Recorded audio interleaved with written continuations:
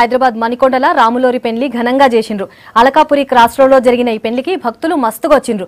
రాములోరి పెళ్లిని చూడడం సంతోషంగా ఉందన్నారు. ఆ తర్వాత దాండియా కోలాటం ఆడినరు భక్తులు. శ్రీ సీతారాముల కళ్యాణం చాలా బాగా జరిగిందండి. ఇది మణికొండలో ప్రతి ఒక్కరు అల్కాపూర్ మణికొండ చుట్టుపక్కల అందరూ కలిసి జరుపుకుంటున్నాము. ఇది యాక్చువల్లీ ఇప్పుడు ఏంటంటే మా చిన్నప్పుడు వచ్చి మాకు బాగా జరిగేది రాముల వారి కళ్యాణం. అదంటే ముందు నుంచే తాటాకు పందిర్లు అవి వేసి రోడ్డు మీద చాలా బాగా జరిగేది. మేము ప్రతి సంవత్సరం పెళ్ళికి వెళ్ళి కూర్చుని పెళ్ళి అయ్యేదాకా కూర్చుని తలంబ్రాలు జరిగాక చూసి సంతోషంగా ఉండేవాళ్ళం. వడపప్పు పానకం అవన్నీ ఇచ్చేవి, తాగేవాళ్ళం, చేసేవాళ్ళం, హ్యాపీగా ఎంజాయ్ చేసేవాళ్ళం. అక్కడ భద్రాచలంలో రాముల వారి పెళ్లి ఎంత ఘనంగా జరుగుతుందో మా అల్కాపూర్ టౌన్షిప్లో కూడా అంతే అంగరంగ వైభవంగా జరుగుతుంది.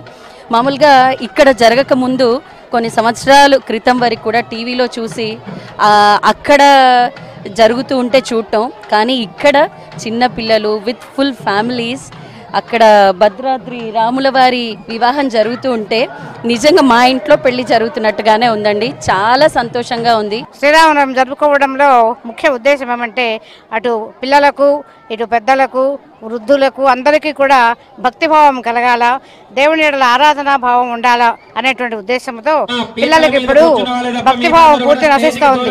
ఆధ్యాత్మికత వెల్లివిరియాలా ప్రజలందరిలో కూడా. మన భారతదేశంలో ముఖ్యంగా ఇది ఆధ్యాత్మిక దేశము, అనేకమైనటువంటి భావాలకు పుట్టినిల్లు భారతదేశం.